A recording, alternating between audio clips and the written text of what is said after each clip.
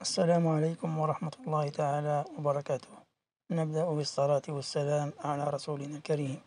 لا تنسى الاشتراك في القناة وتفعيل الجرس ليصلك كل جديد.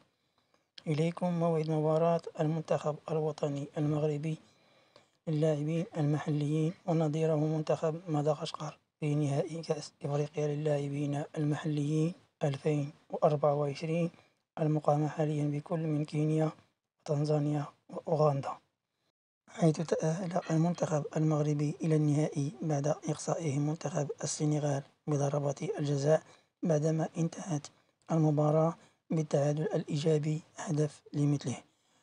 فيما تأهل منتخب مدغشقر عن مباراة النصف الثانية التي جمعته بمنتخب السودان، والتي انتهت بهدف دون مقابل لصالح منتخب مدغشقر.